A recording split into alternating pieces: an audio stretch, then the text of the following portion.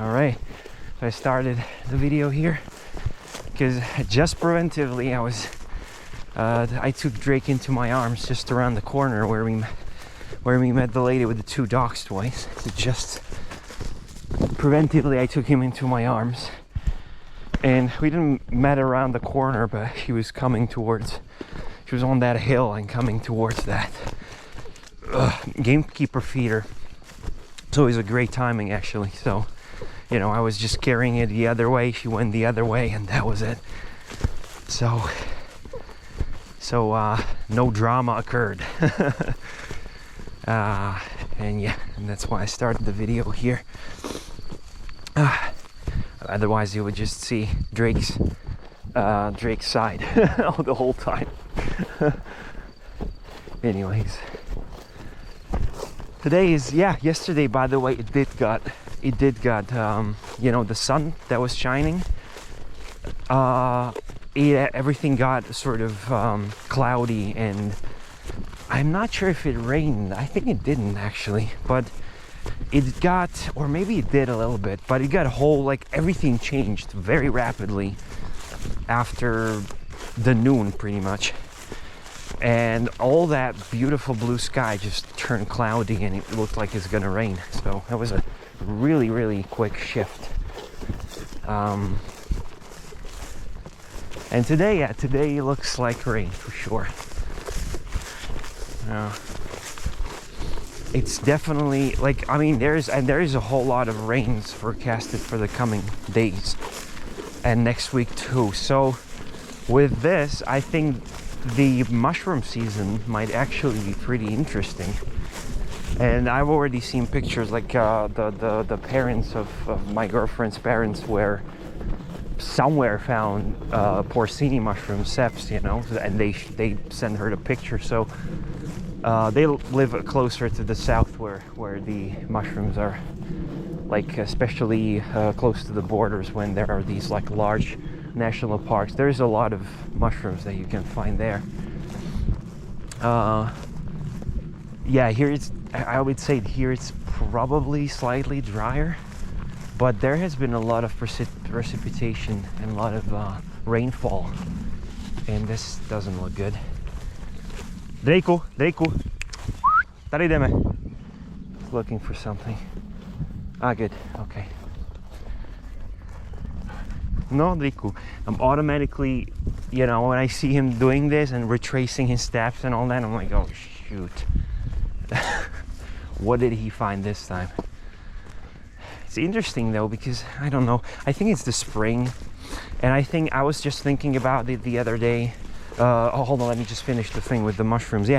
I think the season's going to be interesting, and you know, you can see in the forest, this part is usually quite dry, and you can see that it's actually quite soaked up with the water, and it's warm. So see, that's all pretty damn good for mushrooms. So we'll see. I haven't seen much yet. I've seen a couple of standard mushrooms that are not really edible. Maybe they are, but I'm not a mycologist.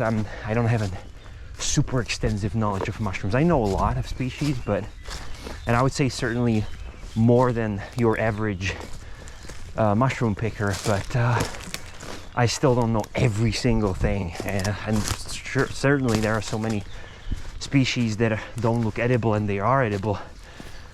But I just go for the well-known or more known and especially tasty mushrooms, you know, because why would you pick something that's just edible, you know, and it doesn't taste really that good, unless you really, you know, your life depends on it and you're starving. So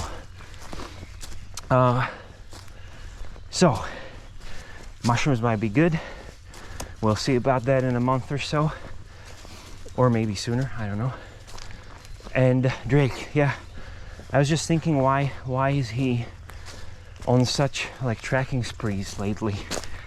And I think, and the chases, you know, and I think that the reason behind it is, first of all, after those, he's been here since 2021. So after those 21, 22, 23, well, pretty much 3 years here. Hold on. Yeah, 3 years. Yeah, it's exactly 3. Yeah, of course, it's exactly 3 years. It was in April. He's very comfortable with the area. He knows it. This area, he knows the best of all the areas in the world. And he's been in Thailand. He was born on the streets. And he's been in the shelter for 2 years. But here he's been 30 years, and he knows every nook and cranny now. And he's very, very, very familiar with this place. This is the most well-known spot of all time. So he got very, very comfortable with the surroundings.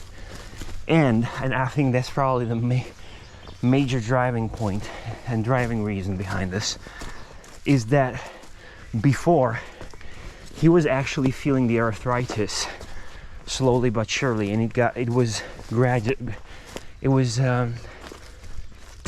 was gonna say graduating. No, it wasn't graduating. It was escalating slowly, you know? It was like gradually stronger and stronger. And I think that was sort of keeping him sort of back, you know, holding him back in a way. Now that he's receiving those injections to block the pain receptors, I think that he lost that one sort of filter and one thing that was holding him back. And when there's an opportunity like this that he would not usually pursue, he's ecstatic because he doesn't feel pain like he did probably before, you know? So he's ecstatic because he feels like he can do anything. He's like on drugs. He's not, of course, but like it's like as if he is, because he just doesn't feel pain. So, or like, I don't know if it's certain pains or if it's all the pain. I am not quite sure how that works. It's a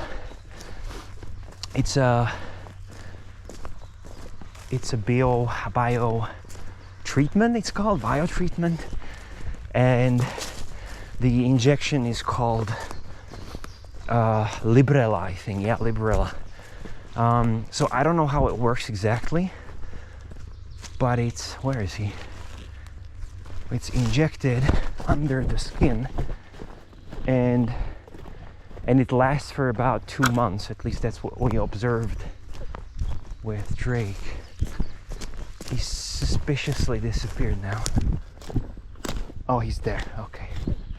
He's actually waiting for me. That's cute. See, and I was suspecting him of foul play. Anyways,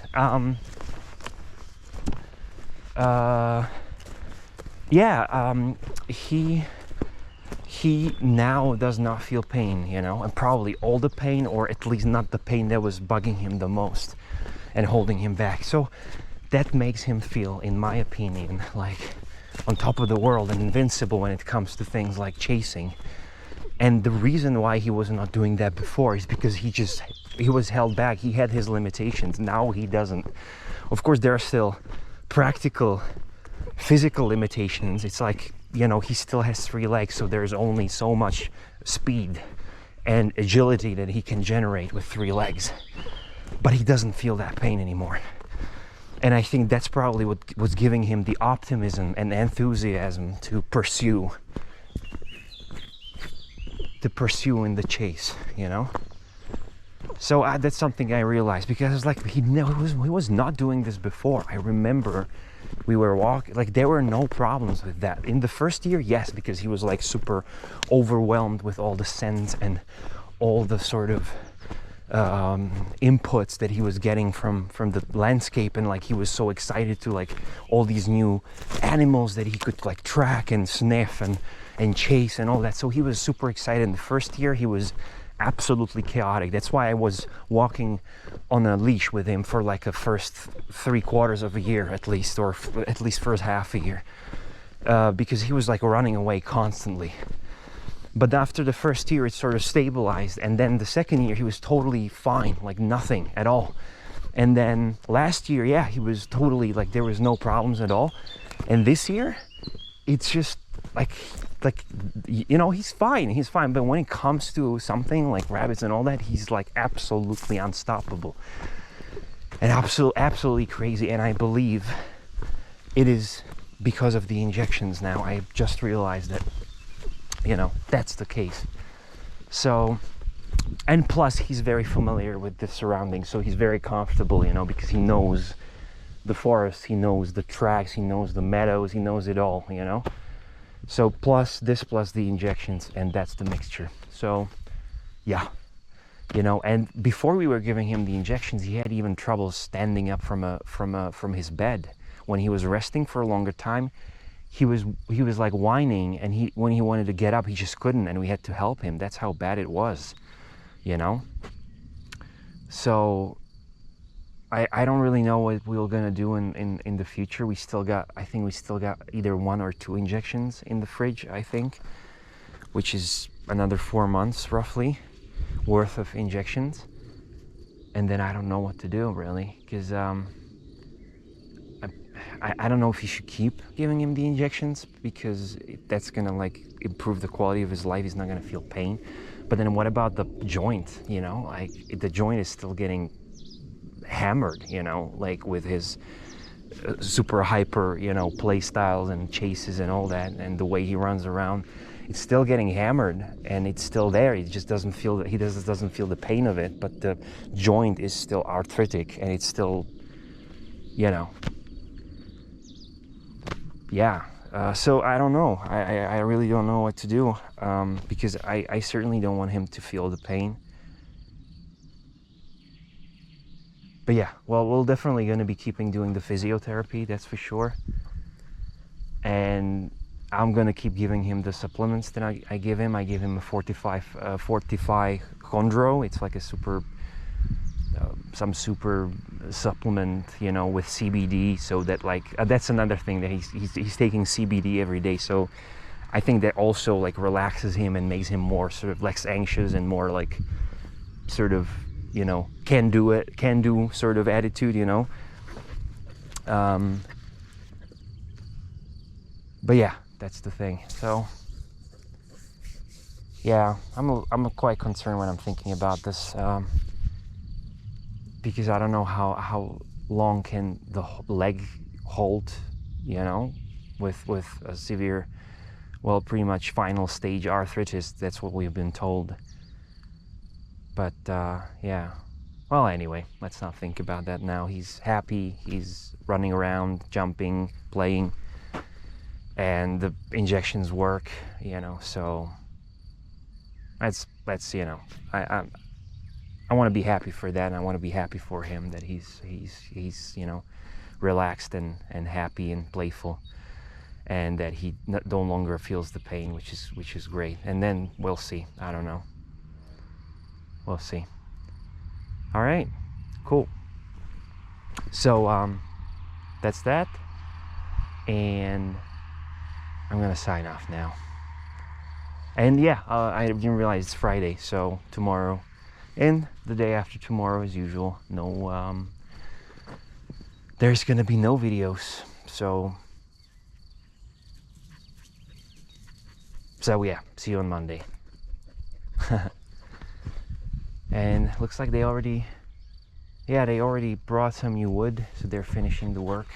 Hopefully they're gonna finish it soon, because as I was saying, I definitely plan to go in there with the new metal detector through this hill, through these tracks. Definitely gonna scour it with the detector, and everything that they cleared, I'm gonna go through with the detector. It's a brilliant opportunity, because before it was overgrown with brambles and, you know, everything, and there were like branches and fallen logs and all that, so it was hard to get into it. Now it's like cleared, and also the upper layer of the humus, you know, the upper layer of the, you know, pine needles and all that, you know, organic material has been sort of worn out and sort of like cleared as well. So there is a good chunk of layer that was cleared. So now it's like really just the ground. So the detector is going to have a maximum reach, you know, which is brilliant. So that's really going to tell me if there was anything happening on this hill or not, because I think there was something. I just don't know what. The only theory that I have is that on top I discovered there is something that looked like a pinch. So I believe there was a gold mining operation on top of that hill, like a medieval gold mining operation, because there are tons of pinches all over the place. You know, there are pinches there, pinches there. I had a video about that, and there's one on top of that hill. So I believe there was a mining operation on top of that hill, and probably something else too, because the hill has a very specific terrain and shape that doesn't look, it looks like it was man-made. So that's what I want to explore. So I'm definitely going to come back, but I'm going to come back once they're going to finish the work here. And then I'm going to, you know, then I'm going to definitely return with my detector and check it out. And of course, I'm going to share the results with you. I'm going to tell you what I found and discovered. So with that, I'm really signing off now.